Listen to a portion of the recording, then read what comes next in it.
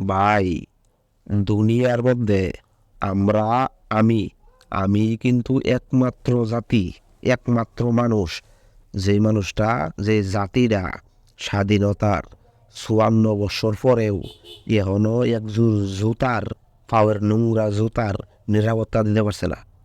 আমরা বাঙালিরাই একমাত্র জাতি যারা সুরের বয়ে স্বাধীনতার ৫৪ বছর পরেও একজোড় পাওয়ের নোংরা জুতা, দুনিয়ার সব থেকে পবিত্র জায়গা মসজিদ, এই মসজিদের মধ্যে নিয়ে প্রবেশ করি।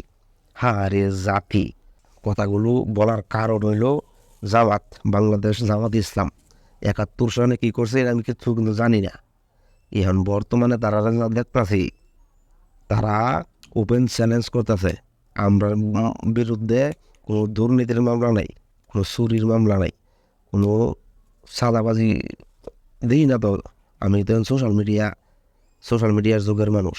সোশ্যাল মিডিয়াতে এখন ছবি তো মানুষের বাথরুমের ভিডিও বেশি প্রকাশ, কিন্তু জামাতে ইসলামের কোনো খারাপ কোনো খবর দেই না। এরা চ্যালেঞ্জ করতেছে, এরা দেখতে সমস্যা কি? আমি ভোট দিলাম জামাতিরে, আমি এখনও ভোট দিছি না, দিতে পারছি না, সুযোগ হয়েছে না, কিন্তু আমি আল্লাহর কসম, যদি ভোটটা দিই, আমি দেওয়ার সুযোগ হয়, গাড়ি ভাড়া বা ওই বাড়ির যাইতে পারি, ইচ্ছা আছে বাড়ির জ্যাম, একটা ভোট দেওয়ার কারণে শুধু জামাতে ইসলাম রে।